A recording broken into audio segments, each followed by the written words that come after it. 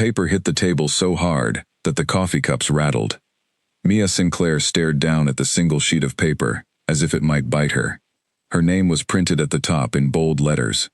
Below it was a signature that looked like her father's handwriting, but her stomach told her something was wrong before her eyes could prove it. "Sign it," Derek said.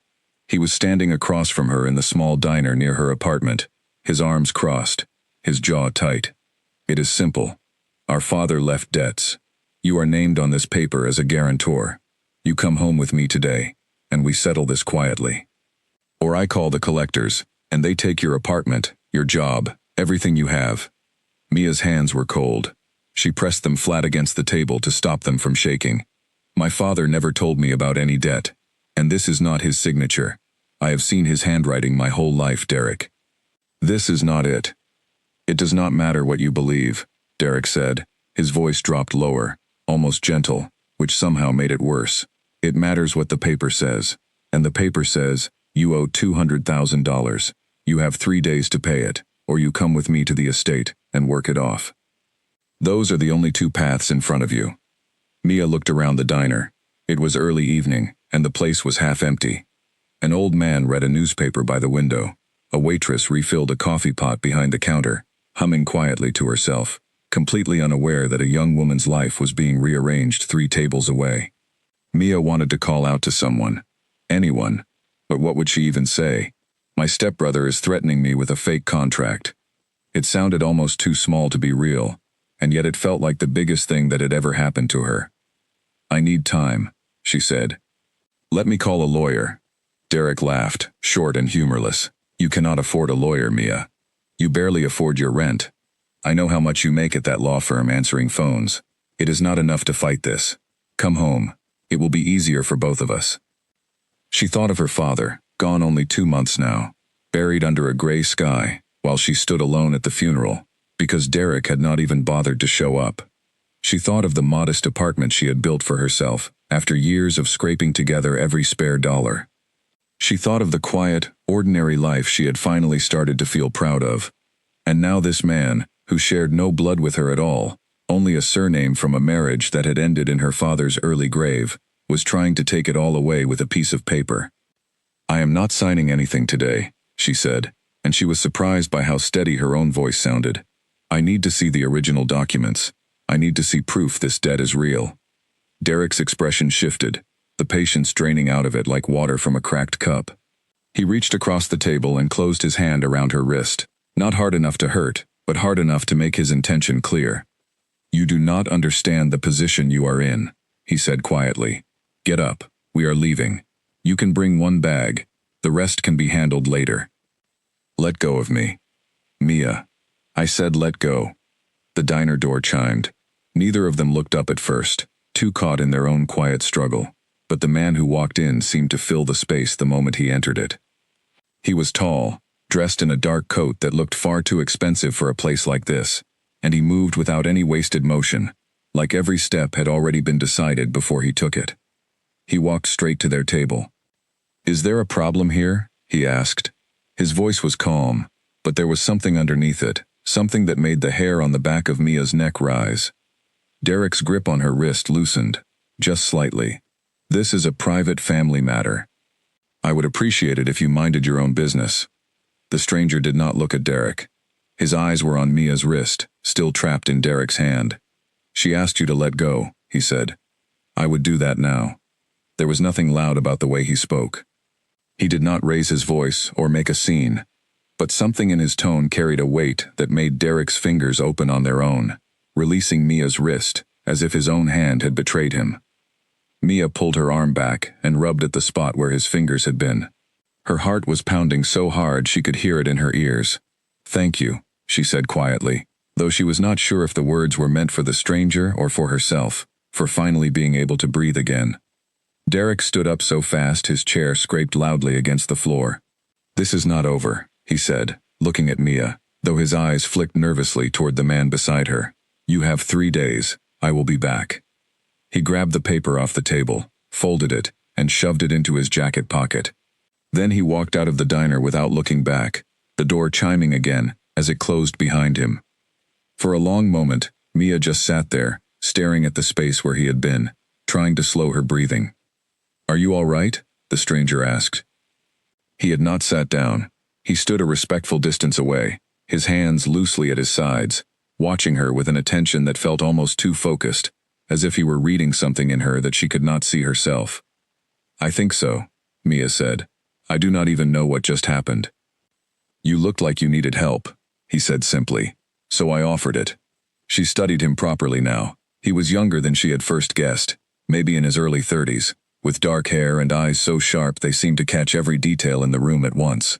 There was something unusual about him, something she could not name, a quiet authority that did not match a man simply walking into a diner for coffee. "I am Mia," she said. "Kane," he replied. "Kane Ashford." The name meant nothing to her then. She would remember, later, how strange it was that something so important could arrive so quietly, wrapped in nothing more than a simple introduction in a half-empty diner. "Thank you for stepping in," she said. "You did not have to do that." "I know," Kane said. "But I did." He glanced toward the window, toward the street where Derek's car was already pulling away with a screech that seemed too loud for the quiet evening. "That man, is he your family?" "Stepbrother," Mia said, the word tasting bitter in her mouth. "Sort of. My father remarried when I was a teenager. Derek came with the marriage. We were never close, and after my father passed, I thought I would never have to see him again." She let out a breath that shook more than she wanted it to. "I was wrong."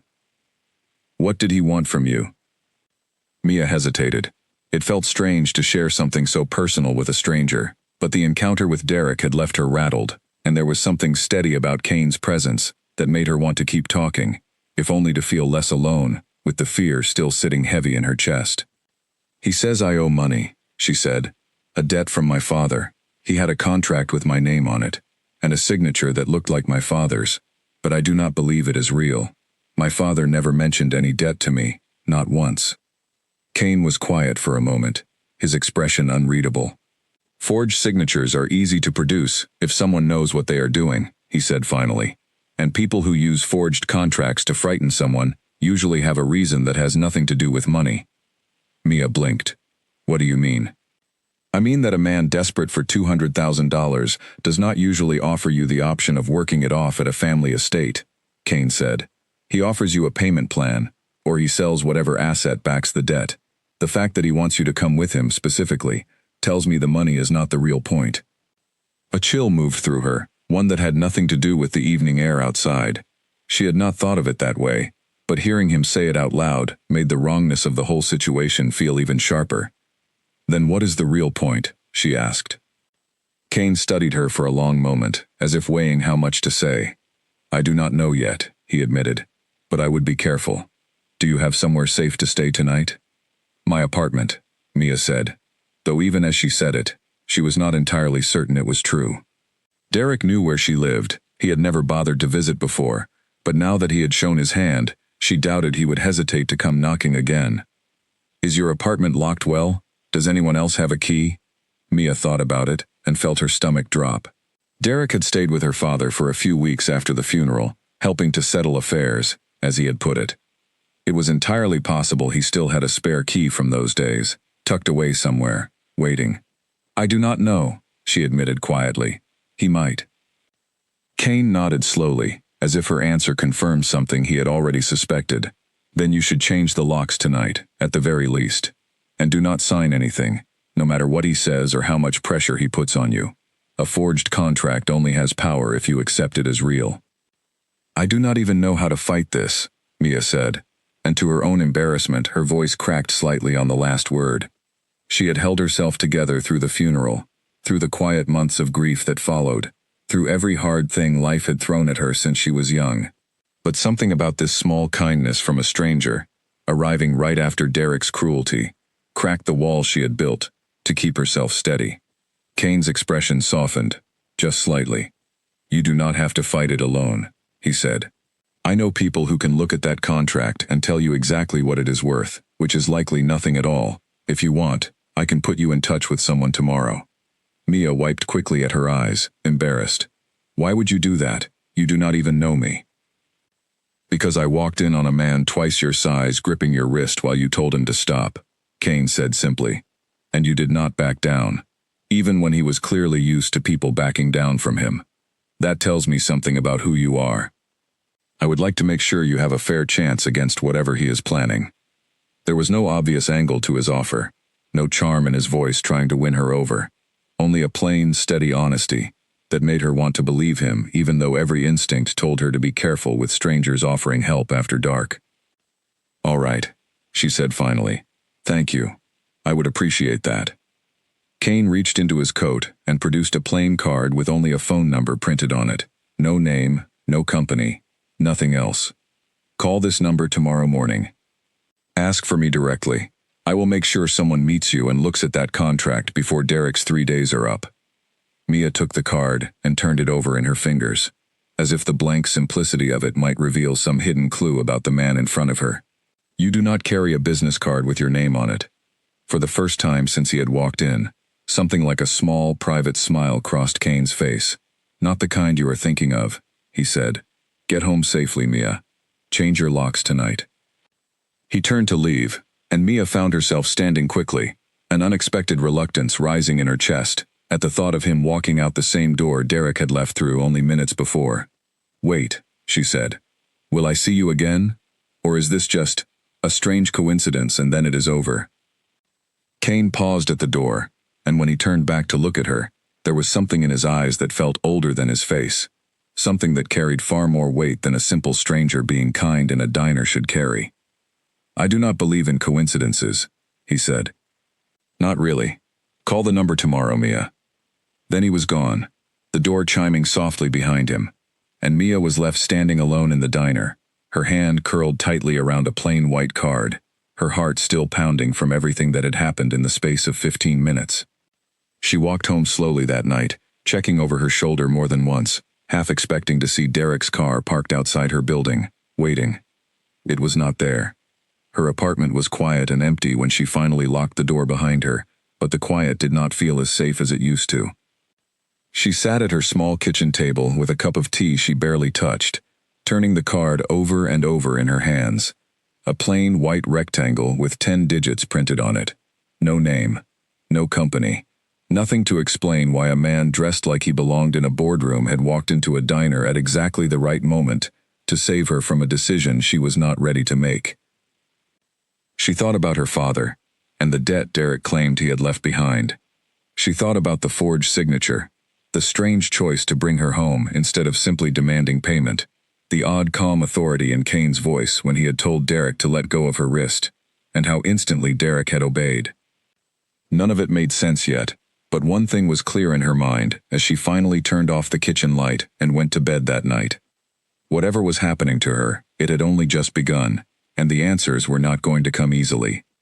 She fell asleep with the card still resting on her nightstand, and somewhere in the city, in a tall building with lights burning long after midnight, Kane Ashford stood at a window overlooking the streets below, thinking about the young woman with tired eyes and a spine of quiet steel who had refused to sign a stranger's lie, even when threatened with everything she had left. He had a call to make, several in fact, because the moment he had seen the name on that folded contract in Derek's pocket, a name he had caught only a glimpse of before the man shoved it away, something inside him had gone very still and very alert. Sinclair. It was a name he had not expected to hear again, not after all these years, not connected to a woman who had no idea what she truly was, or what door had just quietly begun to open around her. Morning came with a knock that made Mia's whole body go rigid. She stood frozen in her small kitchen, a spoon halfway to her mouth, cereal forgotten, listening. The knock came again, 3 sharp raps against the door. Not Derek's usual heavy pounding, lighter, more patient. She crossed the room slowly and looked through the peephole. A woman stood on the other side, dressed in a neat gray coat, holding a leather folder against her chest. She looked nothing like anyone Derek would send. Mia Sinclair? The woman asked when Mia opened the door, only as far as the chain lock allowed. My name is Grace. Kane Ashford sent me. He said you would be expecting a call, but I thought it would be faster to come in person, given the time you have left. Mia hesitated only a moment before unlatching the chain. Something about the woman's calm, direct manner reminded her of Kane, the same quiet confidence, as though neither of them had ever once doubted themselves in their entire lives.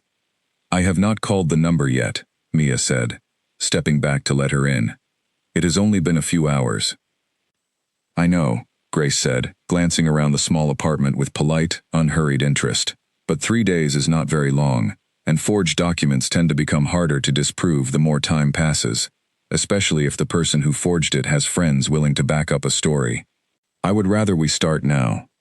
Mia found herself oddly comforted by the woman's brisk efficiency. There was no wasted sympathy, no long explanations, just the sense that someone competent had walked into the chaos of her life and intended to bring order to it. "Would you like coffee?" Mia asked, because it felt strange not to offer something, even in the middle of a crisis. "No, thank you. Let us start with what you remember about the contract. Every detail matters, even the ones that feel unimportant." They sat at the small kitchen table, and Mia walked through everything she could recall. The letterhead at the top of the page, plain and unmarked. The amount, $200,000. The signature that resembled her father's handwriting, but felt slightly off in the curve of certain letters, something she had noticed, but had not been able to explain in the moment. Grace wrote quickly in a small notebook, asking sharp questions between each detail. Had her father ever mentioned debt of any kind? Had Derek ever asked her for money before? Did she know the name of any lawyer or notary who might have been involved in preparing the document? "I do not know any of that," Mia admitted. "My father was careful with money. He never once mentioned owing anyone anything. If this debt is real, it came from somewhere I do not understand." "Or it is not real at all," Grace said, closing her notebook, "which is what I suspect. Kane asked me to look into Derek Holt this morning. I found a few things you should know." Mia's stomach tightened. "What things?" "Derek has significant debts of his own," Grace said. "Not 200,000. Closer to 500,000. Owed to people who do not send polite letters when payment is late. About 6 weeks ago, he began meeting regularly with a man named Victor Castor. Do you recognize that name?" Mia shook her head slowly. "No. Should I?" "Not yet," Grace said, something careful entering her tone. "But you may in time. Victor Castor is not the kind of man who simply lends money out of generosity. If Derek owes him, and Derek suddenly produces a forged contract naming you as a guarantor, it is reasonable to think Castor is the one who wants you brought somewhere, and Derek is only the tool being used to do it." The idea landed heavily in Mia's chest. She had spent the whole night worrying about a debt she did not owe, but now the shape of the danger had shifted into something far stranger and more frightening. Not money. A person. Someone she had never met wanted her brought to him, badly enough to have a document forged and her own stepbrother used as leverage. "Why would this man want me?" she asked quietly. "I do not know him. I have never even heard his name before today." Grace's expression flickered, just briefly, with something that looked almost like sympathy. "I do not have that answer yet," she said, "but Kane is looking into it personally. He asked that you come stay somewhere safer until we understand exactly what we are dealing with, not because he doubts you can protect yourself, but because right now, none of us fully understand the size of the threat, and it is safer not to guess." Mia's first instinct was to refuse. She had built her independence carefully over the years, piece by piece, and the idea of leaving her home because a man she had met only once the night before suggested it felt like giving something up she was not ready to lose. "I appreciate the offer," she said slowly. "But I do not know Kane. I do not know you. Going somewhere unfamiliar because a stranger tells me it is dangerous to stay here does not feel any safer than staying." Grace nodded, unbothered by the pushback, as though she had expected it. "That is a fair position," she said. "Kane thought you might say something like that. He asked me to give you this, in case you did." She reached into her folder and pulled out a second document, far thicker than the forged contract Derek had presented the night before. Mia scanned the first page and felt her breath catch. It was a full legal analysis of the contract, prepared overnight, breaking down inconsistencies in the formatting, the notary stamp that did not match any registered notary in the state, and a signature comparison against 3 verified samples of her father's handwriting pulled from old public records. "How did you get this so quickly?" Mia asked, stunned. "Kane has resources," Grace said simply, "and when something interests him, he does not waste time. According to this report, The contract would not survive even a basic legal challenge. It is worthless. But worthless paper can still be dangerous in the hands of someone determined enough to use it as an excuse. Mia set the document down carefully, as if it might disappear if she moved too fast. For the first time since Derek had thrown that folded paper on the diner table, she felt something loosen in her chest. Proof. Real, solid proof that she had not imagined the wrongness of it all. "Thank you," she said quietly. "This means more to me than you probably realize." "You do not have to thank me," Grace said. "But you should still be careful. A forged contract failing does not mean Derek, or Castor, will simply give up. People desperate enough to fake legal documents rarely stop at the first obstacle. They usually try something else." The warning settled uneasily over the small kitchen, and Mia found herself glancing toward the window, half expecting to see a car she did not recognize parked outside. "What do you suggest I do?" she asked. "Come meet Kane properly," Grace said. "Not in a diner this time. Let him explain what he knows, and let us help you build a real plan, instead of reacting to whatever Derek throws at you next. You do not have to decide anything else today. Just come and listen." Mia thought of the quiet, steady way Kane had spoken the night before, the strange authority that had made Derek release her wrist without a single raised voice. She thought of the report in front of her, prepared in hours by people she had never met, simply because a stranger had decided her safety mattered. "All right," she said finally. "I will come." Grace smiled, brief but genuine, and stood, gathering her folder. "Good. A car will be outside in 20 minutes. Whenever you are ready. There is no rush. Pack anything you might need for a few nights, just in case." After Grace left, Mia stood alone in her apartment for a long moment, staring at the neat stack of papers on her table, evidence of a kindness she still did not fully understand. She thought about calling a friend, someone ordinary, to share this strange turn her life had taken, but the whole situation felt too large and too unbelievable to explain over the phone. Instead, she packed a small bag, tucking in only what she truly needed, and locked her apartment door carefully behind her, checking it twice before walking down to the street. The car was already waiting when she stepped outside, sleek and black, with a driver who greeted her politely and said nothing further, as if silence was simply part of the service. Mia settled into the back seat and watched the city slide past the window, familiar streets giving way to unfamiliar ones, until the car finally slowed in front of a tall iron gate, beyond which stood a property larger than anything she had ever seen up close. The gate opened without anyone stepping out to unlock it, as though the entire estate had been watching and waiting for her arrival. Mia's heart beat a little faster as the car rolled forward down a long paved drive, toward a house that looked less like a home, and more like the seat of some quiet private kingdom. She did not know it yet, but she was about to learn that the man who had stepped between her and Derek the night before was far more than a wealthy stranger with good instincts. And the world she was about to walk into would change the shape of her entire life, in ways the forged contract in Derek's pocket could never have predicted. The house was even larger up close than it had looked from the gate. Stone walls rose 3 stories high, framed by tall windows that caught the morning light and turned it gold. Mia stepped out of the car slowly, her small bag clutched in one hand, and found herself staring up at the building the way a person stares at something they do not quite believe is real. "This way, please," the driver said, gesturing toward the wide front steps. "Kane is expecting you." The front doors opened before Mia even reached them, and a man stepped out to greet her, tall and broad-shouldered, with a calm, watchful expression that reminded her instantly of a soldier standing guard, even though he wore ordinary clothes and offered a polite smile. "You must be Mia," he said. "I am Noah. I handle security here. Kane asked me to bring you to him as soon as you arrived." "It is nice to meet you," Mia said, though her voice came out smaller than she intended, swallowed slightly by the sheer size of the entrance hall she now stood inside. High ceilings stretched above her, and the quiet of the space felt heavy, like the whole house was holding its breath along with her. Noah led her down a long hallway, past rooms she only glimpsed in passing, each one as carefully kept as the last.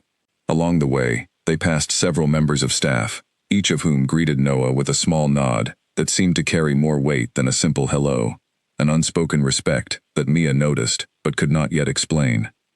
"Does everyone who works here know Kane personally?" she asked, mostly to fill the silence. Everyone who works here has known Kane a long time, Noah said, choosing his words with obvious care. It is not the kind of place people come and go from easily. Before Mia could ask what that meant, they reached a set of tall wooden doors, and Noah knocked once before pushing them open. The room beyond was a study, lined with books and warmed by a fireplace that crackled softly despite the mild weather outside. Kane stood near the window, his back to the door, but he turned the moment she entered, and something in his expression eased slightly at the sight of her, as though a part of him had been waiting anxiously to know she had arrived safely. "You came," he said. "Grace was very convincing," Mia replied, managing a small smile despite her nerves, "and the report she showed me was hard to argue with." "Please, sit," Kane said, gesturing toward a pair of chairs near the fireplace. Noah quietly excused himself, closing the doors behind him, leaving the two of them alone in the warm, book-lined room. Mia sat carefully, her bag still resting on her lap, unwilling, yet to fully settle into a place she did not understand. "Grace told me some things this morning," she said. "About Derek's debts, about a man named Victor Castor. She said you were looking into why someone would want me brought to them specifically, instead of just demanding money." Kane sat across from her, his expression thoughtful. "I have some idea," he said slowly. "But before I explain, I need to ask you something, and I need you to answer honestly, even if the question seems strange. All right. What do you know about your mother's family?" The question caught Mia off guard. She blinked, momentarily thrown by the shift, away from Derek, and toward a subject she had not thought about in years. "Not much," she admitted. "My mother passed away when I was very young. My father rarely spoke about her side of the family.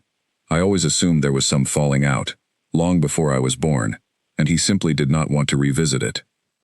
"Do you have anything of hers?" Kane asked. "Letters, photographs, anything with names attached?" "A few photographs," Mia said slowly, "and a small wooden box she left me. I never found a key for it. I always assumed it was just sentimental, filled with old letters or trinkets, so I never tried to force it open." Something shifted in Kane's expression, subtle but unmistakable. A flicker of recognition that told Mia he had expected this answer, or something close to it. "I think that box may be more important than you realize," he said. "And I think Victor Castor believes the same thing." "I do not understand," Mia said, leaning forward slightly.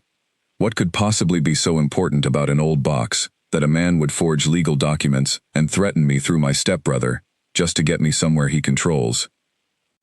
Kane was quiet for a long moment, choosing his words carefully, the way a person chooses words when the truth is large and strange enough that saying it too quickly might make it sound unbelievable. "There are families in this world," he said finally, "with histories that go back much further than most people realize. Families connected to old alliances, old responsibilities, and old resources that were never meant to end up in the wrong hands. I believe your mother's family was one of them. And I believe whatever your mother left you in that box may be something Castor wants very badly, for reasons that have very little to do with money." Mia sat back slowly, trying to process what he was telling her without dismissing it outright. It sounded strange, almost impossible, and yet, everything about the last 24 hours had already stretched her understanding of normal life past its usual limits. A forged contract. A stranger who commanded instant obedience with a single calm sentence. A house full of staff who treated their employer less like a wealthy businessman and more like someone owed a deeper kind of loyalty. "You are not just a businessman, are you?" she said slowly. It was not really a question. Kane held her gaze steadily. "No," he said. "I am not." "Then what are you?"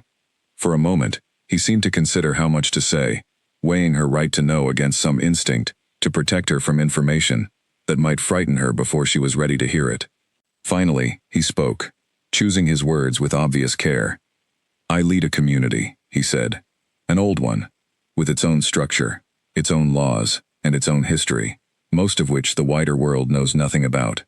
Within that community, I hold a position of leadership that carries certain responsibilities and certain enemies. Victor Castor is one of them.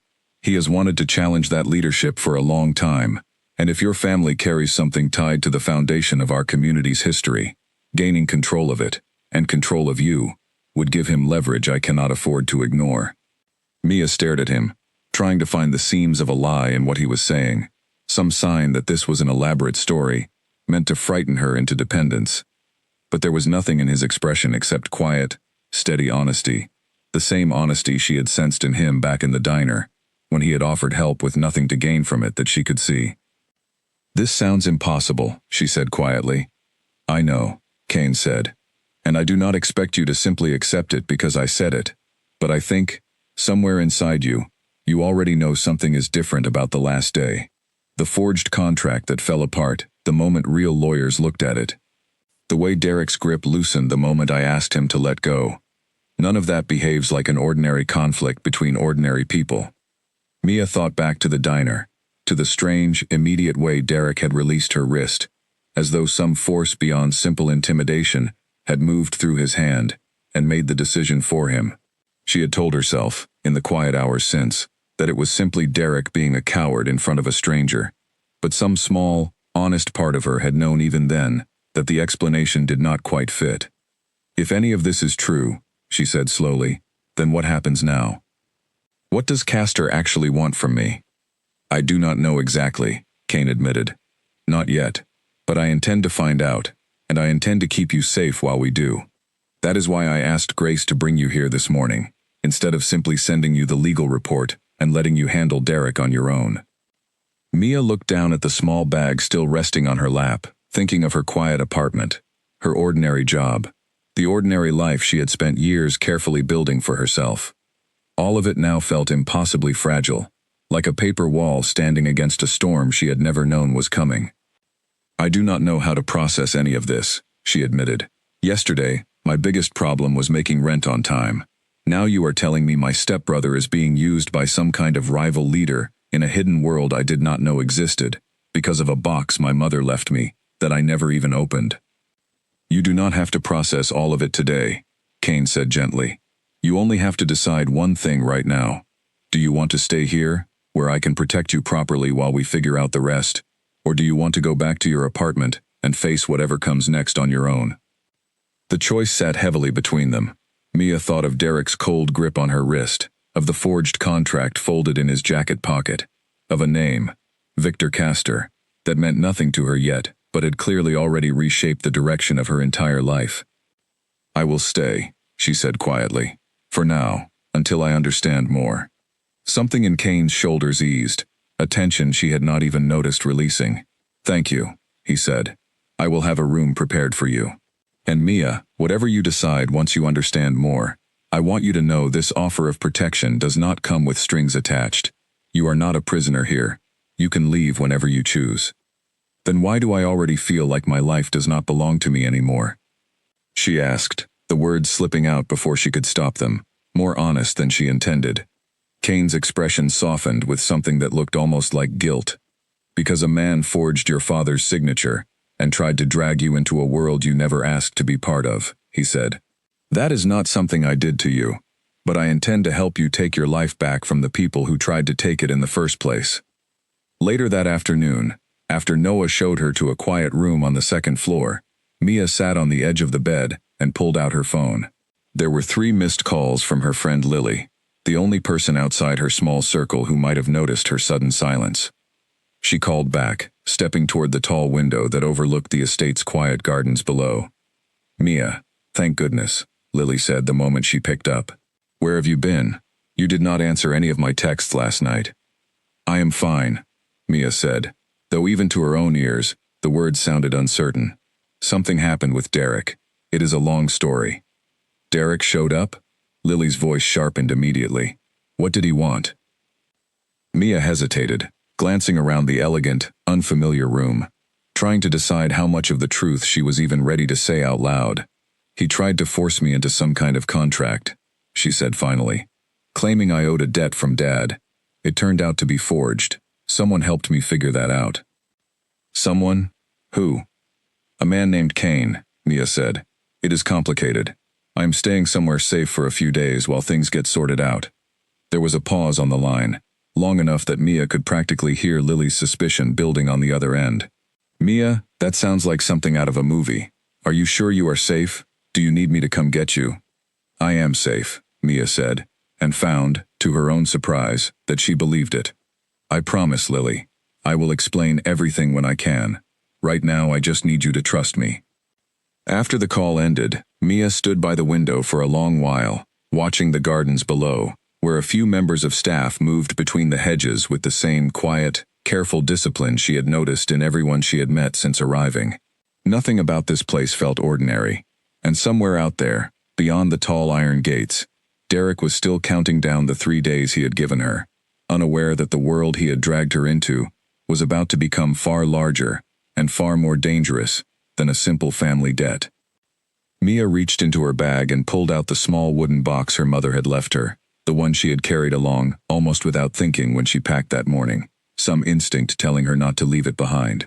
She turned it over slowly in her hands, running her fingers along the old, worn edges, wondering for the first time in her life what secrets might be locked away inside it, and why a man she had never met was willing to go to such lengths to take it from her. Whatever answers waited inside that box, she realized, were about to change everything she thought she knew about her own family, her own past, and the strange new world she had just agreed to step into. 3 days passed inside the walls of the estate, and with each one, Mia felt the shape of her old life growing smaller in the distance, like a shoreline disappearing behind a ship. She spent her mornings with Grace, going over the legal report line by line, learning exactly how thin and fragile Derek's forged contract truly was. The notary stamp had been copied from a public filing years out of date. The formatting matched a template easily found online, not the careful language a real estate attorney would use for a debt of that size. Grace explained it all patiently, breaking down each flaw until Mia understood, without any doubt left in her mind, that the document Derek had thrown onto that diner table held no real power over her at all. "So it truly is worthless," Mia said on the third morning, staring at the neat rows of highlighted inconsistencies.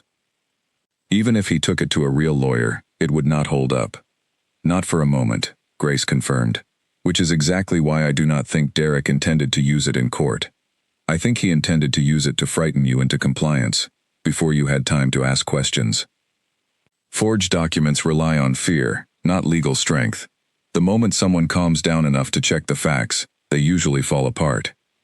Mia thought of how close she had come to signing it that first night, exhausted and afraid, with no one beside her to say, "Wait, let us look closer first."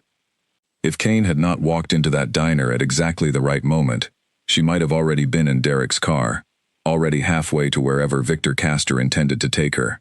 The thought unsettled her more than she wanted to admit.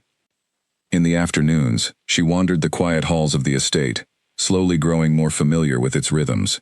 She met a woman named Sophie, who worked in the estate's small library, and, Mia learned with some surprise, had known her mother many years earlier, before Mia was even born. "Your mother used to visit here sometimes," Sophie told her one afternoon, as they sat together among rows of old books. Quiet woman, careful with her words. She never talked much about her own family, but everyone here respected her greatly. "Did she know Kane?" Mia asked, leaning forward. "She knew Kane's father," Sophie said. "Kane was still young then, barely more than a boy, but I remember your mother speaking with the elder Ashford in this very room, more than once. They discussed something they never let the rest of us hear, always behind closed doors." Mia felt a strange ache settle in her chest, a longing for a mother she barely remembered, paired with the unsettling realization that her mother's past held far more history than she had ever imagined. She thought of the small wooden box sitting locked in her room upstairs, and wondered again what answers it might hold, if only she could find a way inside it. "Do you know why she stopped coming here?" Mia asked quietly. Sophie's expression grew gentle, tinged with old sadness. "I do not know for certain," she admitted. "But not long after her last visit, she married your father and moved away entirely. Some of us always wondered if she was trying to protect you from something, even before you were born." The words settled over Mia, like a soft, heavy blanket, comforting and unsettling all at once. "Protect me from what?" she wondered, staring down at her own hands. "From Castor? From the very world I am standing in right now?" That evening, Kane found her in the estate's quiet garden, sitting on a stone bench beneath a wide, old tree, the wooden box resting in her lap. "You have been carrying that everywhere," he observed, sitting down beside her. careful to leave a respectful distance between them. I do not know why, Mia admitted. I have never been able to open it, but since I got here, it feels wrong to leave it anywhere out of sight. May I see it? She handed it over carefully, and Kane turned it slowly in his hands, studying the old wood, the small brass lock set into its front, worn smooth from years of handling. This lock is old, he said after a moment. Older than the box itself, I think. It has been replaced at some point, likely to protect whatever is inside, more carefully than the original lock could. Can it be opened? Mia asked. I tried years ago, gently, without breaking anything. I never found a key. Kane's expression grew thoughtful. I know someone who specializes in old locks like this, he said. If you are willing, I would like to bring her here tomorrow. But I want to be honest with you about something first. Mia looked at him carefully, sensing the shift in his tone. What is it? If this box contains what I suspect it might, Kane said slowly, opening it may draw even more attention from Castor, not less. Right now, he likely believes you do not know what you are carrying. The moment we open it, that advantage disappears. Mia considered this, turning the small box over once more in her own hands after he passed it back to her. But if I never open it, she said, I will never understand why any of this is happening to me. I would rather know the truth, even if it is dangerous, than stay safe inside a lie I do not understand. Something like quiet respect passed across Kane's face. That is exactly what I hoped you would say, he admitted. But I needed to know you were choosing it clearly, with your eyes open, not simply following wherever I led. They sat together in comfortable silence for a while, the evening light fading slowly behind the tall trees at the edge of the garden. Mia found herself studying Kane's profile, the sharp line of his jaw, the quiet weight he carried in every movement, as though responsibility had settled permanently into his shoulders long before she had ever met him. Can I ask you something personal? She said finally. You can ask, Kane said. I cannot promise I will answer everything. That title people use around you sometimes. I have heard the staff say it quietly, almost like they are not sure I am supposed to hear it. Alpha. What does it actually mean? Kane was quiet for a long moment, and Mia wondered if she had pushed too far, too soon. But when he finally spoke, his voice carried none of the guardedness she had half expected.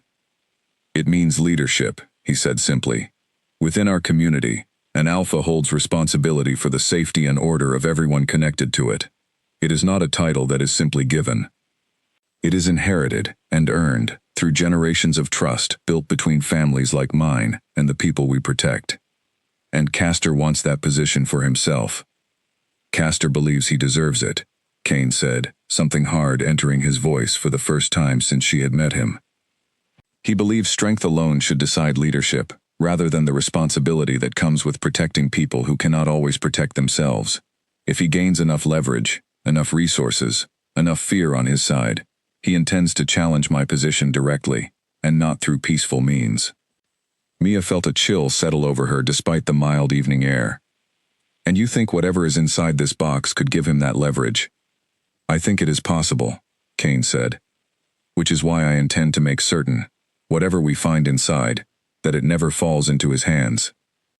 The next morning, a woman named Chloe arrived at the estate, small and quick-eyed, carrying a leather case full of delicate tools that looked more suited to a jeweler than a locksmith. She studied the box carefully for nearly an hour, before finally nodding to herself, satisfied with whatever she had discovered. This will take patience, she said, but I believe I can open it without damaging whatever is inside. Mia sat beside Kane in the study, watching Chloe work with quiet, careful precision, her tools moving with practiced ease around the old brass lock. The room was silent, except for the small metallic sounds of the work, each one drawing Mia's nerves a little tighter. Just as Chloe finally coaxed the old lock open with a soft click, the study doors burst open without warning, and Noah stepped inside, his expression tense in a way Mia had not seen from him before. Kane, he said, his voice low and urgent. You need to see this. Derek has gone to the police, claiming Mia was taken against her will. The room went still. Mia felt her stomach drop, the small opened box, momentarily forgotten in her hands. That is a lie, she said quickly. I came here on my own. No one forced me. I know, Noah said. But he has filed a report, and there are officers on their way here right now to confirm you are safe. If this becomes public, it complicates everything we have been trying to keep quiet." Kane rose slowly from his chair, his expression calm but sharp with quiet urgency. "Handle the officers," he said to Noah. "Mia will speak with them directly, and the truth will end this quickly enough. But we need to be very careful about what else they see while they are here." Mia looked down at the small open box in her lap, her heart pounding, aware suddenly of just how much bigger and more tangled this situation had become in only a handful of days. Whatever secrets waited inside would have to remain hidden a little longer, tucked away behind the greater, more urgent problem now standing at the estate's front gates. "It is going to be all right," Kane said quietly, meeting her eyes. "You have done nothing wrong. We will handle this together."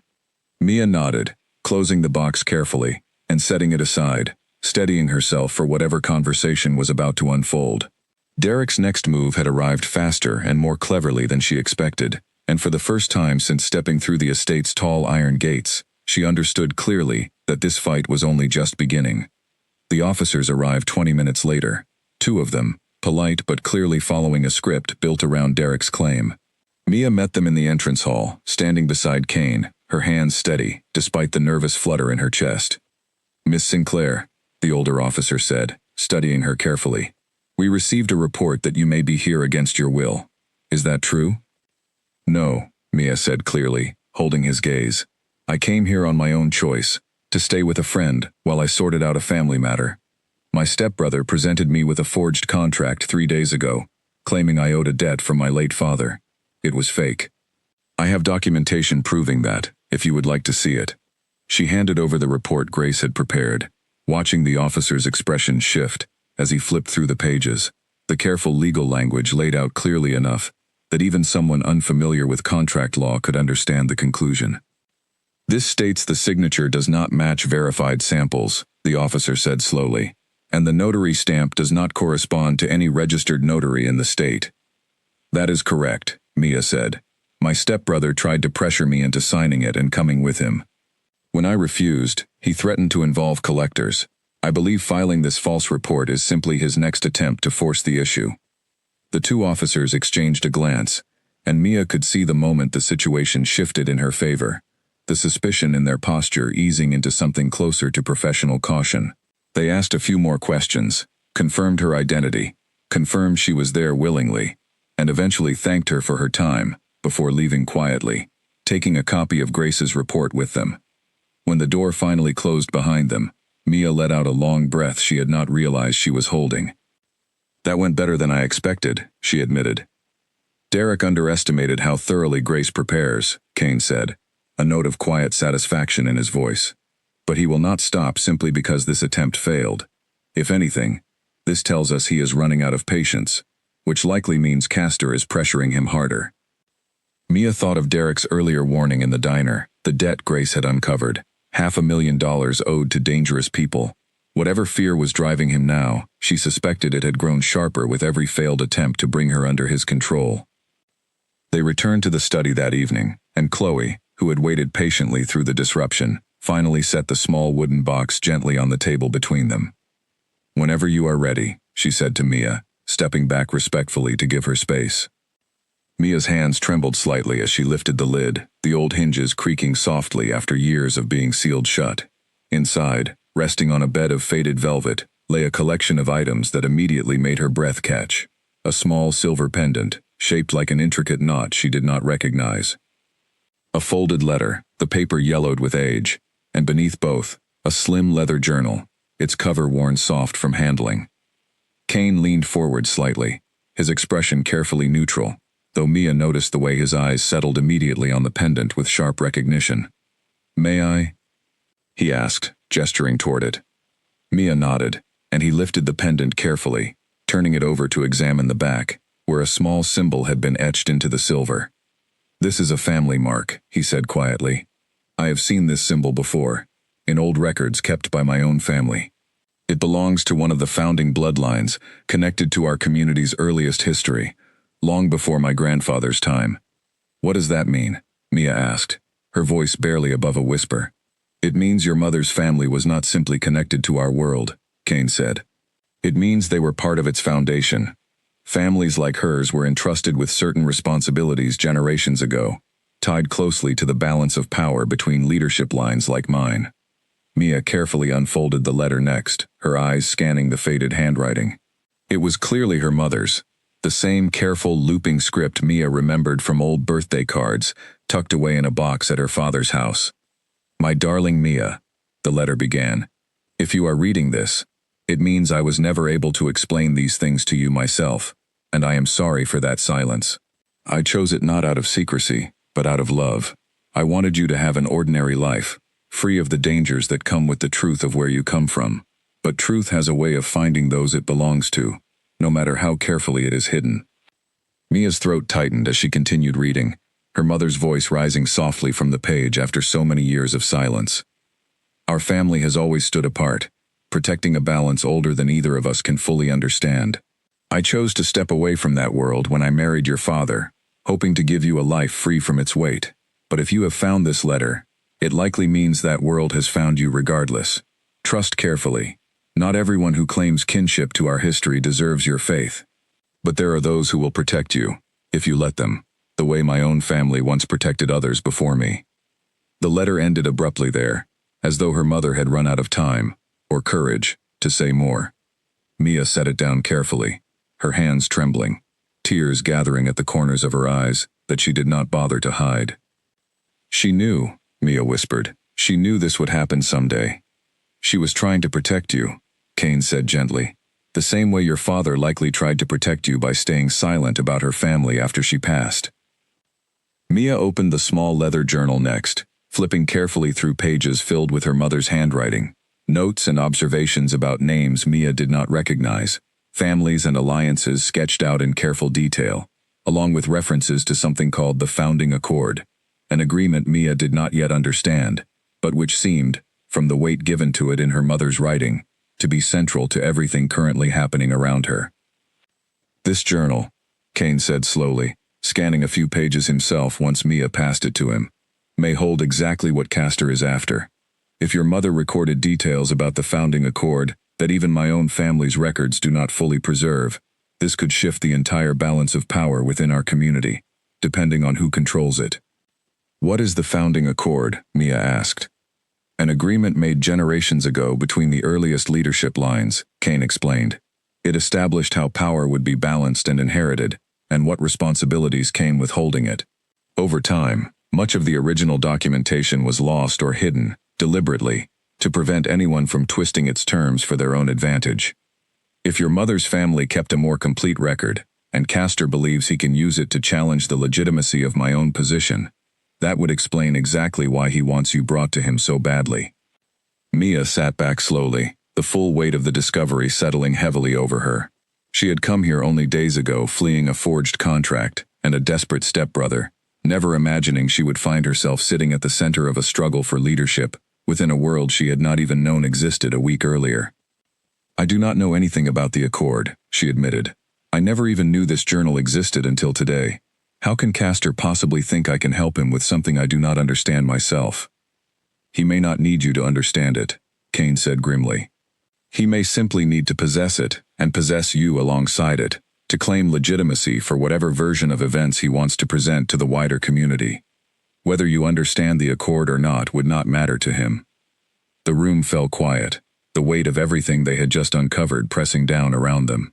Mia looked at the small pendant, the faded letter, the journal filled with secrets her mother had carried silently for years, and felt something shift firmly inside her, a resolve hardening where fear had been sitting only moments before. "Then we need to understand it first," she said finally, "before he does. If this journal holds answers that could settle a struggle over your leadership, I would rather learn the truth myself than let Castor twist it into whatever lie benefits him most." Kane studied her for a long moment, something like quiet admiration passing behind his eyes. "You sound like your mother," he said softly. "She spoke the same way, from what little I remember of her visits here when I was young. Careful, but never afraid to face difficult truths directly." "I do not remember her well enough to know if that is true," Mia admitted, "but I would like to believe it." "Then let us begin," Kane said, gathering the journal carefully. We have limited time before Castor moves again, and I would rather we understand what we are protecting before he forces our hand. As the evening stretched into night, Mia sat beside Kane in the quiet study, poring over her mother's careful handwriting, piecing together fragments of a history she had never known belonged to her. Outside the tall windows, the estate's gardens settled into darkness, guarded quietly by staff who moved like shadows along the property's edges, watching for a threat that both Mia and Kane now understood was drawing closer with every passing hour. Somewhere across the city, in an office lit by a single desk lamp, Derek Holt sat across from a man whose calm, patient smile did nothing to ease the fear twisting through his chest. "She refused the officer's help," Derek said quietly, his hands folded tightly together. "She is protected there. I do not know how to bring her out." Victor Castor leaned back slowly in his chair, his expression unreadable, though something cold and calculating flickered behind his eyes. "Then we will need a different approach," he said. "One that does not rely on paperwork or persuasion. Kane Ashford has grown comfortable believing he holds every advantage.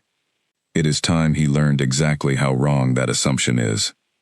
Over the following days, Mia found herself settling into a strange new rhythm within the estate, one built around careful research, quiet conversations, and a growing awareness of just how much her life had changed since the night Derek slid that forged contract across a diner table.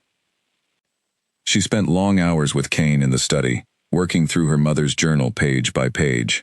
Much of it was written in a shorthand that took time to decode, references to old family names and locations Mia had never heard before, cross-checked patiently against Kane's own family records, which Grace brought down from a locked archive on the estate's upper floor.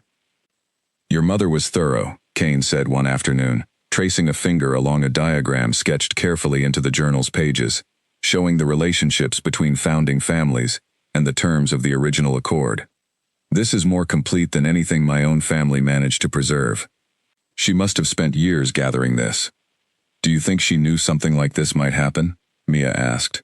"That someone would eventually come looking for it?" "I think she hoped it never would," Kane said, "but she prepared regardless. That takes a particular kind of courage, protecting something for a danger you hope your child never has to face." Mia found herself thinking often, in quiet moments, about the mother she barely remembered, piecing together a fuller picture of her through the careful, determined handwriting filling page after page of the journal. It was strange, grieving someone twice, once as a small child losing a parent, and now again, as an adult, discovering just how much of that parent's life had remained hidden from her. In the evenings, when the research grew too heavy to continue, she and Kane often walked together through the estate's quiet gardens, the conversation drifting away from the accord and Castor and forged contracts, toward simpler things. He asked about her work at the law firm, the small, ordinary details of a life he clearly found unfamiliar but genuinely interested in. She asked about his own upbringing, what it had been like growing up as the heir to a responsibility so much larger than an ordinary childhood should carry. "I did not have much of a normal childhood," Kane admitted one evening, as they walked slowly along a path lined with old stone benches. "My father began preparing me for leadership before I was even old enough to understand what it meant. There was very little room for anything else." "That sounds lonely," Mia said quietly. "It was," Kane admitted, something honest and unguarded slipping into his voice that she had not heard from him before.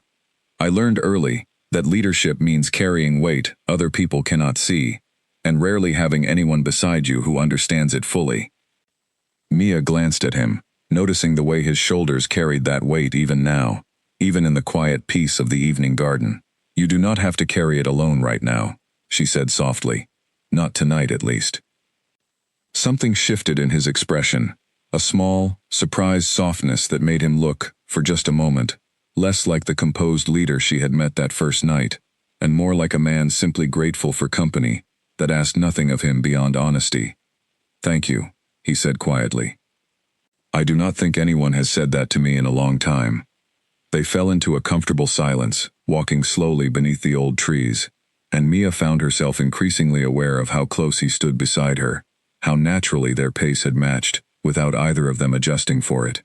It was a small thing, but it settled warmly in her chest, a quiet reminder that whatever strange, dangerous world she had stepped into, she had not stepped into it entirely alone.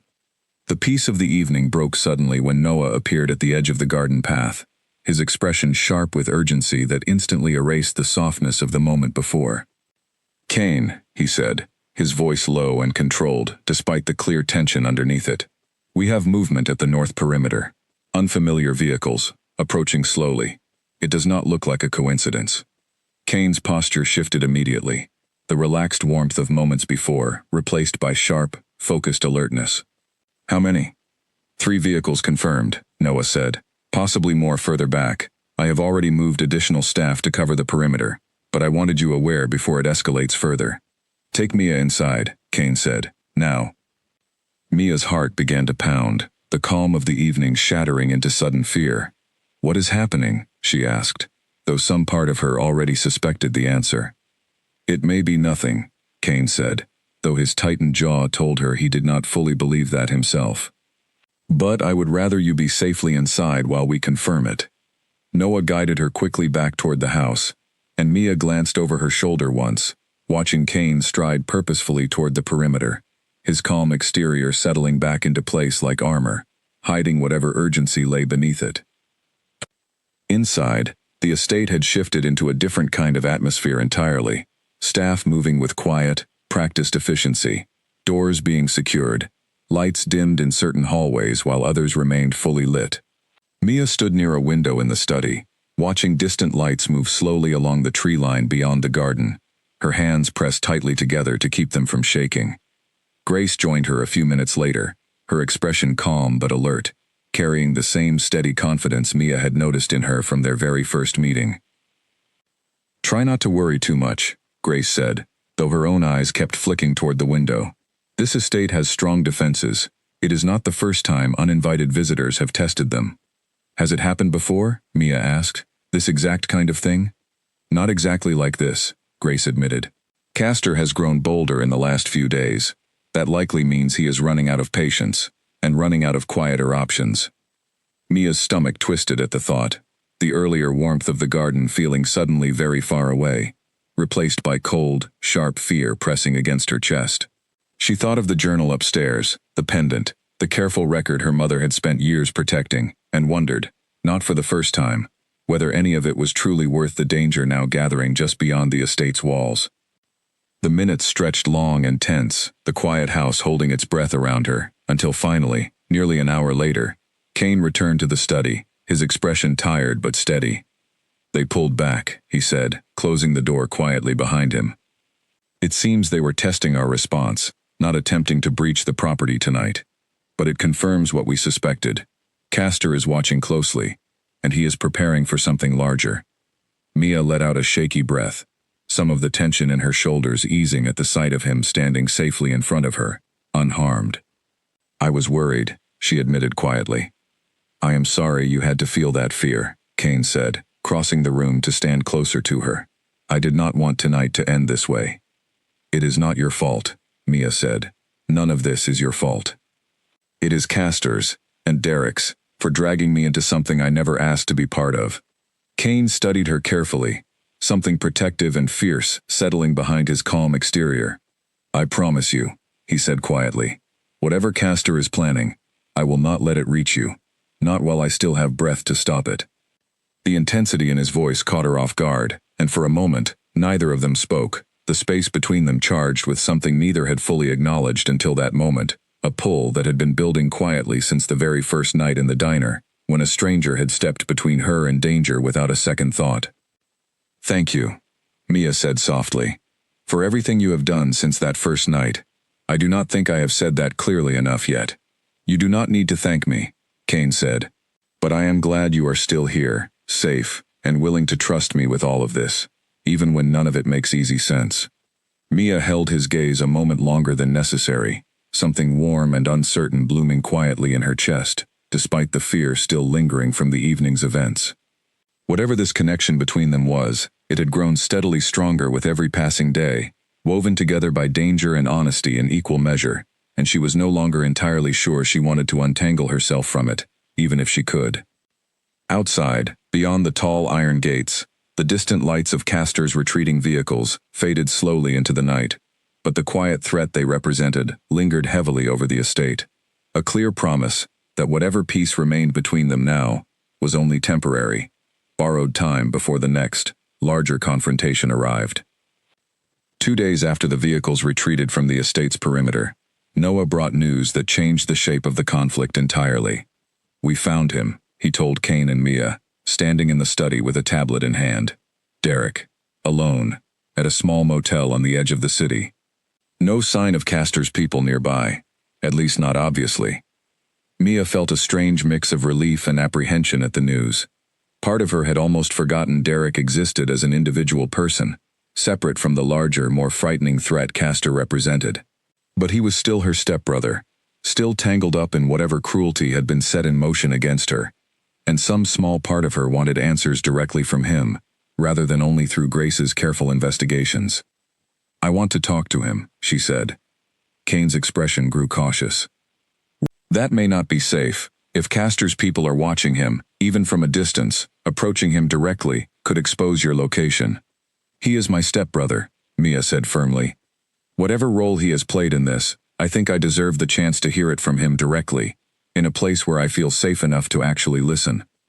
After some discussion, they arranged for Derek to be brought quietly to the estate under Noah's careful supervision, rather than risking an outside meeting where Castor's people might be watching. Mia waited nervously in the study, Kane standing close beside her, as Noah led Derek inside nearly an hour later. He looked different than she remembered from the diner.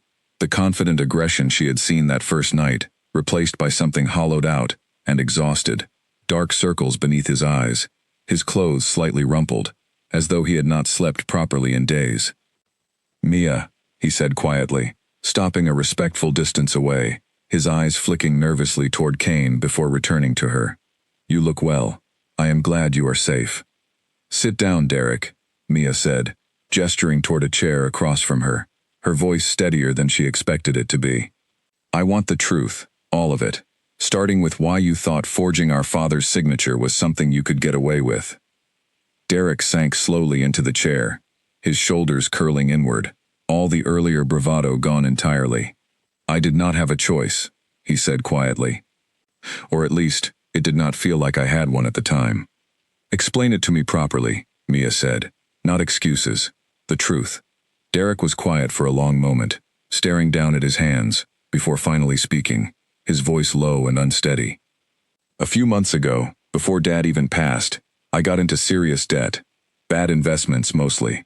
Things I thought would pay off quickly, and did not. By the time Dad died, I owed close to $500,000 to people who do not forgive missed payments quietly." "Victor Castor," Mia said. Derek's eyes flicked up, surprised. "You know about him already." "I know enough," Mia said. "Keep going." "He approached me about 6 weeks ago," Derek continued. "Offered to clear my entire debt, immediately. No conditions attached. Except one. He wanted me to bring you to him. He said it did not need to be complicated. Just get you to come somewhere he controlled, using whatever method necessary. He gave me the forged contract already prepared. I did not even create it myself, though I knew it was fake the moment I saw it." "And you agreed," Mia said, her voice tight. "You agreed to threaten me, to force me into a car, all to save yourself." Derek flinched at the sharpness in her voice but did not look away. "I am not proud of it," he said quietly. "I told myself it was just a scare tactic, that you would come with me, and everything would be sorted out quickly, without anyone getting hurt. I did not fully understand what he actually wanted from you, not until it was already in motion." "What does he want?" Kane asked, speaking for the first time since Derek had entered the room, his voice carrying quiet, controlled authority. Derek glanced at him nervously before answering. "I do not know everything," he admitted, "but from what I overheard, he believes Mia's family holds something valuable, something tied to old history within your community. He wants it, and he wants Mia under his control while he uses it, whatever it actually is." "The founding accord," Mia said quietly, glancing at Kane. Derek's confused expression told her clearly that he had no real understanding of what that meant, only that Castor had been willing to promise him freedom from crushing debt in exchange for delivering her into danger. "He threatened me too," Derek said, his voice cracking slightly, "not just financially. He made it very clear what would happen to me personally if I failed to bring you to him within his timeline. I panicked. I am not trying to excuse what I did, Mia. I know it was wrong, but I was frightened, and I made a choice I regret deeply. Mia studied her stepbrother carefully, searching for any sign of manipulation in his expression, but found only exhaustion and genuine, weary regret. Whatever cruelty he had shown her in that diner, it seemed increasingly clear that he had been a frightened, desperate man, being used as a tool by someone far more dangerous than himself. "What happens to you now?" Mia asked quietly. "If you go back to him and tell him you failed, what does he do?" Derek's hands trembled slightly. "I do not know," he admitted, "but I do not think it will be good." Kane spoke again, his voice measured and thoughtful. "If you are willing to help us understand more about Castor's plans, we can offer you protection as well. Your debt can be handled through legitimate means, slowly, without Castor's involvement. But I need honesty from you, completely, starting now." Derek looked between Mia and Kane, something like desperate hope flickering behind his tired eyes. "You would help me? After everything I did?" "I am not doing it for you," Kane said evenly. "I am doing it because information you have could protect Mia, and because I do not believe in leaving people trapped under Castor's control if there is a way to free them from it." Mia watched her stepbrother carefully, feeling a complicated mixture of lingering anger and reluctant sympathy settle uneasily in her chest. She did not forgive him fully, not yet, not for the fear he had caused her, or the betrayal of using their father's memory as a weapon against her. But she understood, more clearly now, the desperate circumstances that had pushed him toward such a cruel choice. "Tell us everything you know," she said finally. "About Castor, about his plans, about anything that might help us stay ahead of him. That is the only way I will even begin to consider trusting you again." Derek nodded slowly, some of the tension easing from his shoulders as he began to speak, laying out details about Castor's operation, his associates, the timeline he had originally given Derek before the forged contract failed. Grace arrived partway through to take careful notes, cross-referencing his account against what they already knew, building a clearer picture of the threat gathering against them. As the conversation stretched into the evening, Mia found herself watching Kane closely, noting the careful, patient way he handled Derek, despite everything the man had done, extracting useful information without unnecessary cruelty, offering genuine help even to someone who had, only days earlier, tried to force her into danger through betrayal and lies. It told her something important about the man she had chosen to trust with her safety. Whatever authority and danger surrounded Kane's world, at its center stood a leader who valued protection over punishment, understanding over blind judgment, even when facing someone who had wronged the person he clearly cared about. Later that night, after Derek had been settled into a guarded room elsewhere on the estate, Mia found Kane alone in the study, staring quietly into the fireplace, deep in thought. "You did not have to help him," she said softly, stepping into the room. "No," Kane agreed. "But refusing would have gained us nothing, and it would have left another person trapped under Castor's control, afraid and desperate enough to make dangerous choices. I would rather turn him into an ally than leave him as a liability." Mia sat down beside him, the warmth of the fire easing some of the day's exhaustion from her shoulders. "You are a better person than most people would be, given everything happening around you," she said quietly. Kane glanced at her, something soft and unguarded passing behind his eyes. "I am simply trying to protect the people who matter," he said. "And you, Mia, matter a great deal more than I expected, given how recently we met." The quiet honesty in his voice settled warmly over her, and for a moment, the fear and danger surrounding them both faded into something smaller, replaced by the simple, steady comfort of sitting beside someone she had come to trust completely, in a world that had tried, more than once already, to take that trust away from her before it could fully take root. Derek's information proved more valuable than anyone had expected. Over the following 2 days, Grace and Noah worked carefully through everything he had shared, mapping out the locations Castor used for his operations, the small circle of associates he trusted, and the growing urgency behind his plans. "He is moving faster than we anticipated," Grace explained, spreading a series of documents across the study table for Kane and Mia to review. According to Derek, Castor believes he has very little time left before Mia realizes the full value of what she is carrying. He does not want to wait any longer to act. What does acting mean exactly? Mia asked, a familiar knot of anxiety tightening in her chest. He intends to make a direct move, Noah said grimly. Not through Derek this time. Not through forged paperwork. According to what we have gathered, he plans to bring people here, to the estate itself, believing that a large enough show of force will make negotiation, or worse, more likely to succeed. Kane's jaw tightened at the news, his composed exterior doing little to hide the sharp concern beneath it. He is growing reckless, he said. That makes him more dangerous, not less. A patient enemy can be outmaneuvered. A desperate one takes risks that are harder to predict. Mia looked around the room at the careful, determined faces surrounding her. Grace with her endless documentation, Noah with his steady, practical focus on defense, Kane standing at the center of it all, carrying the weight of leadership with a calm that she now understood came at a great personal cost. What do we do? She asked. We prepare, Kane said firmly. Better defenses, additional support from allies within our community, who understand the stakes if Castor succeeds in destabilizing leadership through force. And we make certain the Accord itself, and anything Castor might use to legitimize his claims, remains fully protected. Over the following day, the estate transformed once more, this time with visible urgency. Additional staff arrived quietly through the gates, people Mia had not met before, greeting Kane with the same deep, practiced respect she had noticed since her very first day there. Noah organized patrols along the perimeter with careful precision, and Grace worked long into the night, preparing contingencies for every possible outcome she could imagine.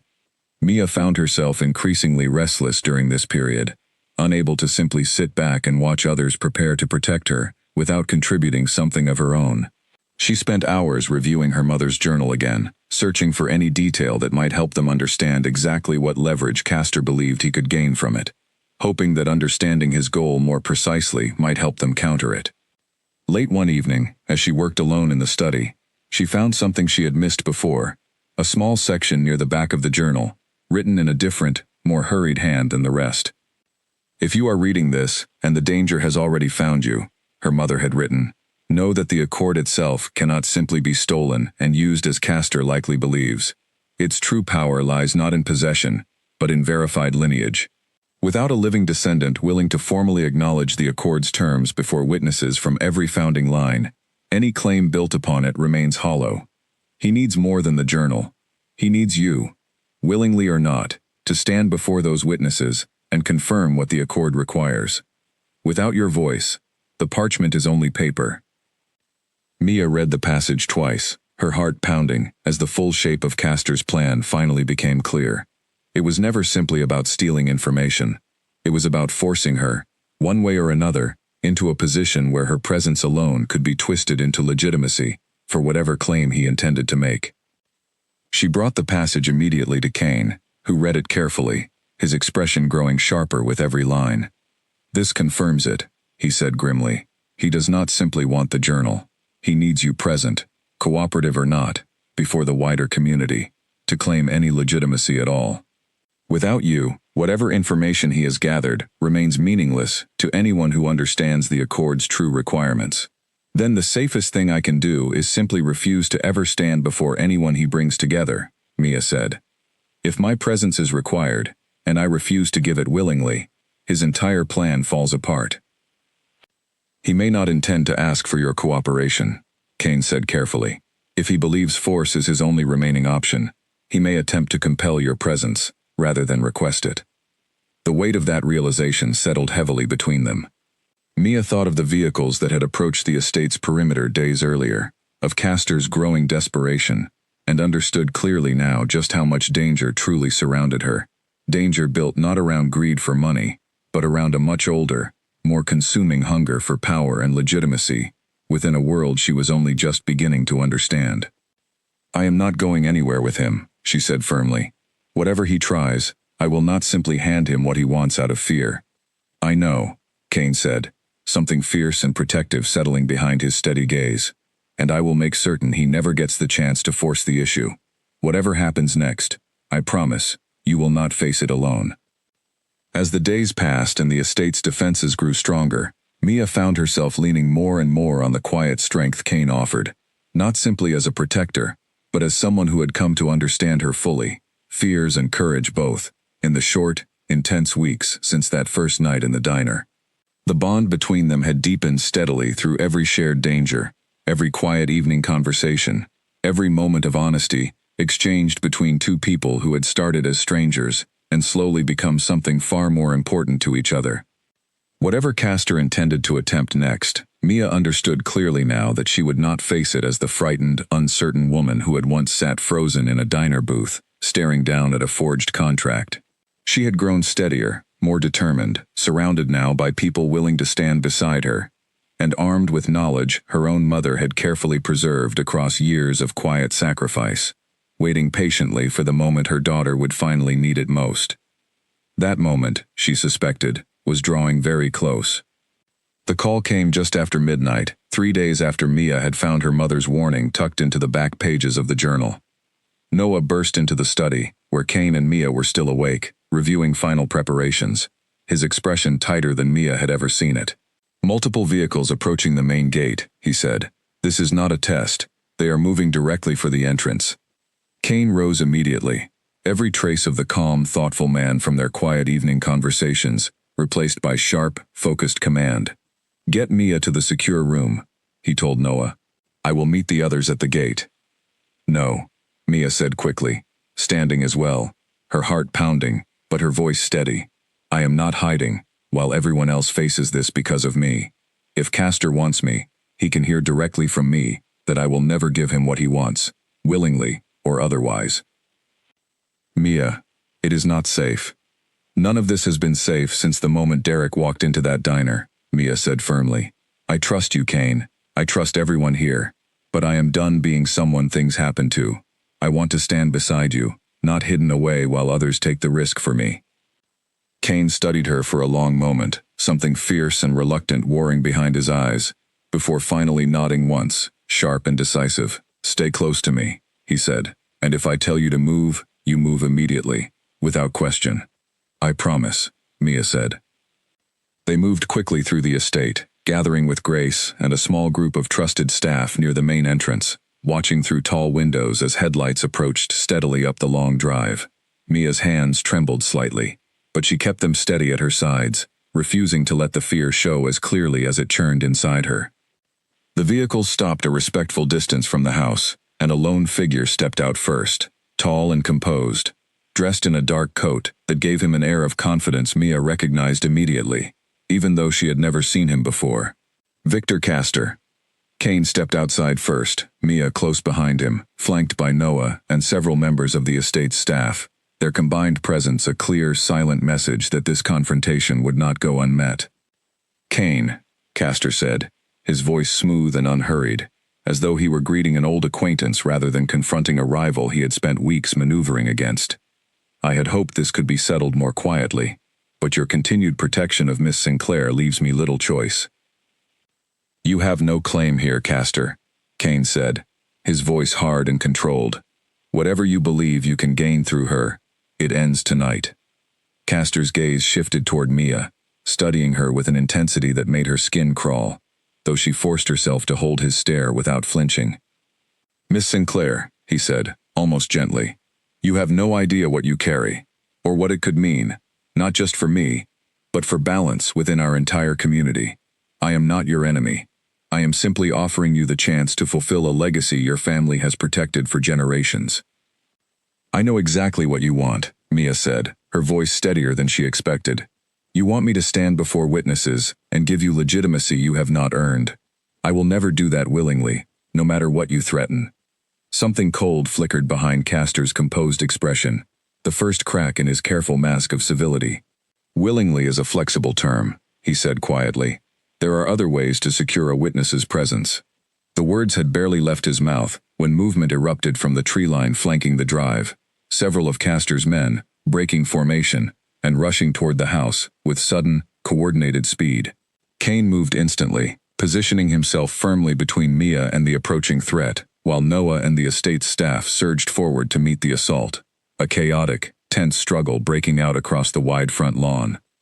Mia's heart pounded as she watched the confrontation unfold, careful hands pulling her backward toward the house, even as she resisted the instinct to simply run and hide.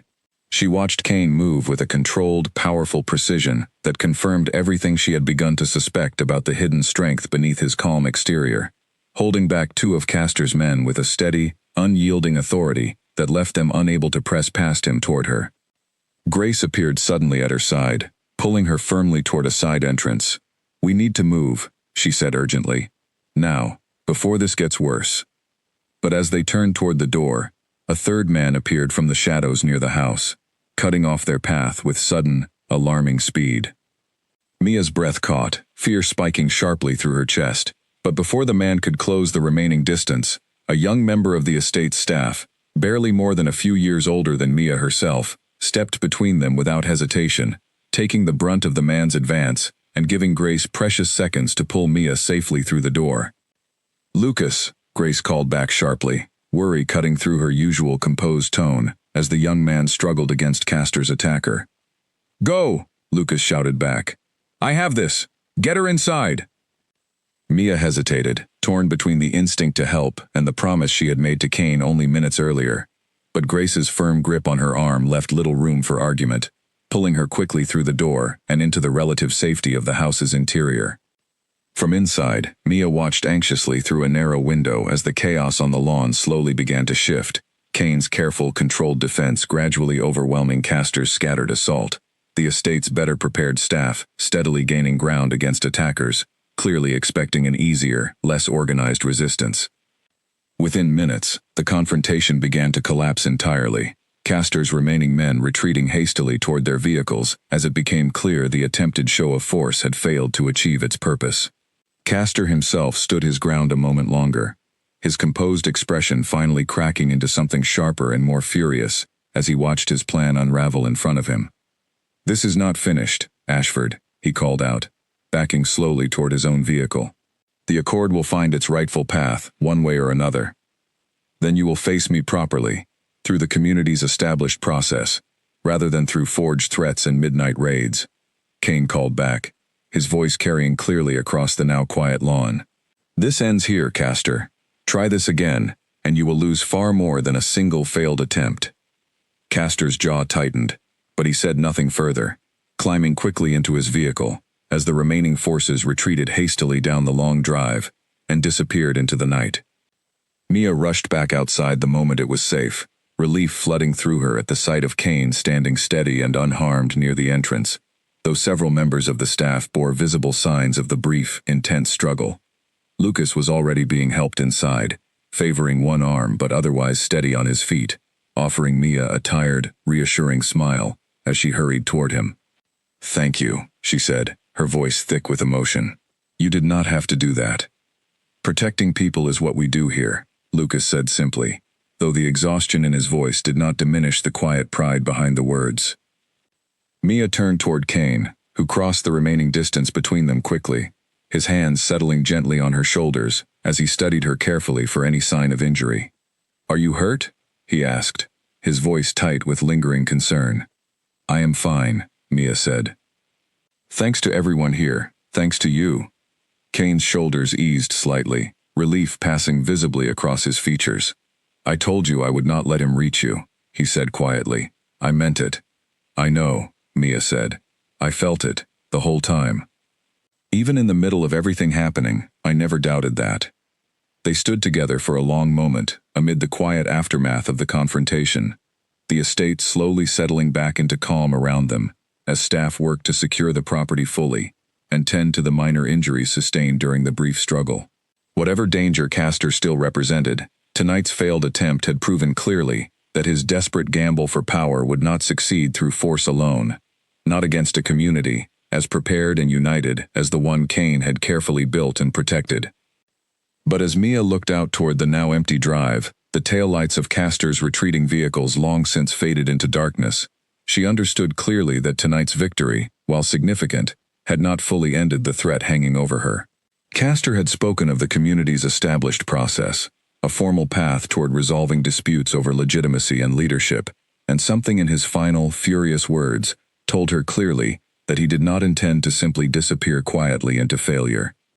Whatever came next, she suspected, would test not just the estate's defenses, but the deeper, more complicated politics of the hidden world she had only recently discovered she truly belonged to.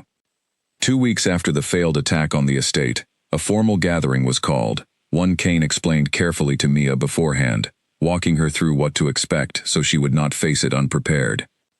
The community's founding lines will gather to hear any formal challenge to leadership, he told her, the evening before the event, as they sat together in the study that had become so familiar to her over the past weeks. Castor intends to present his claim, using whatever partial information he managed to gather about the Accord. You do not have to attend.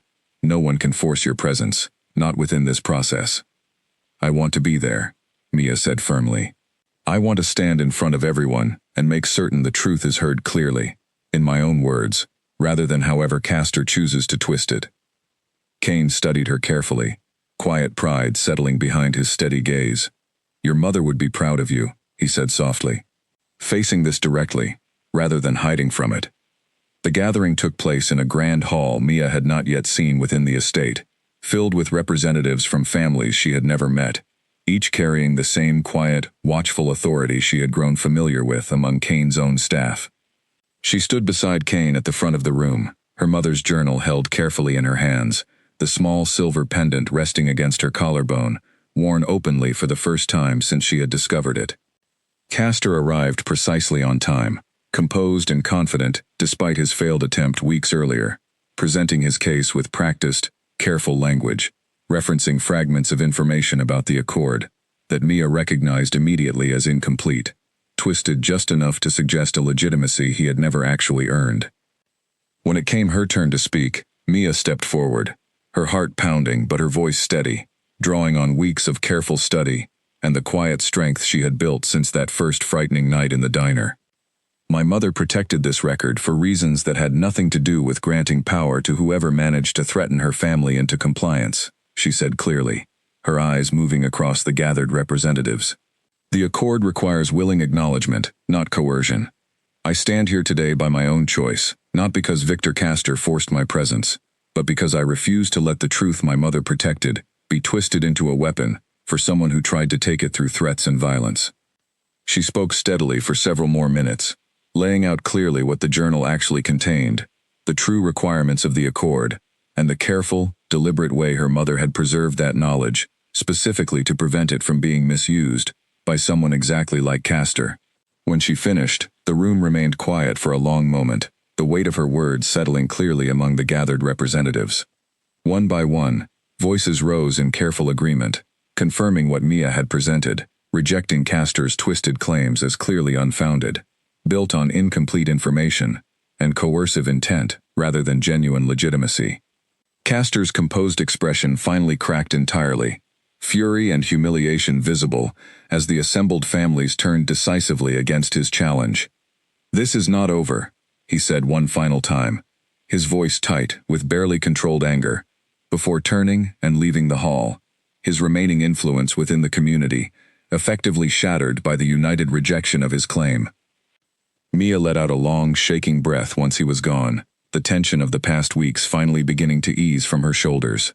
Kane's hand found hers gently, a quiet, steady presence beside her, as the gathered representatives began offering their own quiet words of respect and welcome, acknowledging her family's history and her own courage in facing the challenge so directly. Later that evening, once the hall had emptied and the estate settled back into peaceful quiet, Mia stood with Kane in the garden where they had shared so many careful conversations over the past weeks, the small pendant still resting warmly against her skin. It is truly over, she said softly, still processing the relief of it. Castor cannot use the Accord against you anymore. Because of you, Kane said, turning to face her fully. Your courage tonight settled this more firmly than any confrontation on the front lawn could have. Mia smiled, a genuine, easy warmth spreading through her chest, despite the exhaustion of the past weeks. I could not have done any of it without you, she said, without everyone here who chose to protect me, even when I was still a stranger to all of you. You stopped being a stranger the moment I saw you refuse to sign that contract, Kane said quietly, stepping closer. I think some part of me knew, even that first night, that you would become important to me, far beyond simply needing protection. Mia's heart quickened at the honesty in his voice, the careful walls between them finally settling fully into something open and warm. I feel the same way, she admitted softly. I did not expect any of this, not the danger, and certainly not this. But I am glad it led me here, to you. Kane reached up gently, brushing a strand of hair back from her face, his eyes steady and warm in the soft evening light. Whatever comes next, he said quietly, I would like you to consider staying here, not simply for protection, but because this could be your home now, if you want it to be.